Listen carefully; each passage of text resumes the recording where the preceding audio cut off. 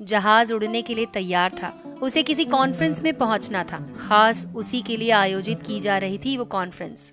वो अपनी सीट पर बैठा और जहाज उड़ गया। अभी कुछ दूर ही चला था कि कैप्टन ने ऐलान किया, तूफानी बारिश और बिजली की वजह से जहाज का रेडियो सिस्टम ठीक से काम कर नहीं रहा है, इसलिए हम करीबी एयरपोर्ट पर उतरने के लिए मजबूर हैं। जहाज उतरा और वो बाहर निकलकर कैप्टन से शिकायत करने लगा। उसका एक एक मिनट कीमती है। होने वाली कॉन्फ्रेंस में उसका पहुंचना बहुत जरूरी है। पास खड़े दूसरे मुसाफिर ने उसे पहचान लिया और बोला, डॉक्टर जिशान साहब, आप यहाँ पहुँचना चाहते हैं? टैक्सी द्वारा यहाँ से 3 घंटे में पहुँच सकते हैं। उसने शुक्रिया अदा किया और टैक्सी लेकर निकल पड़ा। लेकिन ये क्या, आंधी, तूफान, बिजली, बारिश ने उसका चलना मुश्किल कर दिया। फिर भी वो चलता रहा। अचानक ड्राइवर को एहसास हुआ कि वो रास्ता भटक चुका है। नाउमीदी के उतार चढ़ाव के बीच उसे एक छोटा सा घर दिखाई दिया। इस तूफान में वही गनीमत समझिए कि गाड़ी से नीचे उतरा और दरवाजा खटखटाया। अंदर से आवाज आई, जो कोई भी है अंदर आ जाए। दरवाजा खुला है।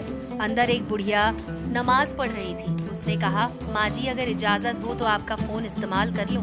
बुढ़िया मुस्कुराई और बोली, बेटा कौन सा फोन? यहाँ ना बिजली है ना फोन, लेकिन तुम बैठो, सामने चाय रखी है, प्याली में डालकर पी लो, थकान दूर हो जाएगी और खाने के लिए कुछ मिल जाएगा, खा लो, ताकि आगे का सफर कुछ आराम से कटे। डॉक्टर ने शुक्रिया अदा किया और चाय पीने लगा। बुढ़िया नमाज और दुआ में मशगूल थी। एक बच्चा कंबल में लपेटा पड़ा था, जिसे बुढ़िया थोड़ी देर में हिला देती थी।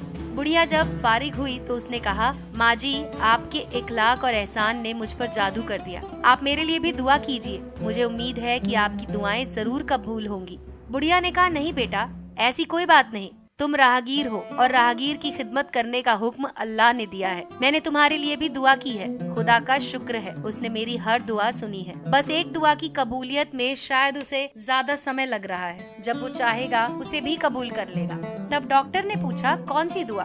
बुढ़िया ने बताया, ये जो बच्चा तुम्हारे सामने अधमरा पड़ा है, मेरा पोता है। ना इसकी माँ जिंदा है ना बाप।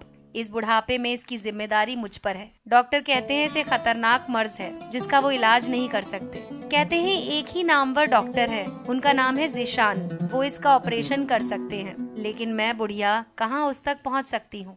जाऊँ भी तो पता नहीं वो देखने पर राजी हो या नहीं। अल्लाह से दुआ है कि मेरी मुश्किल आसान कर दे।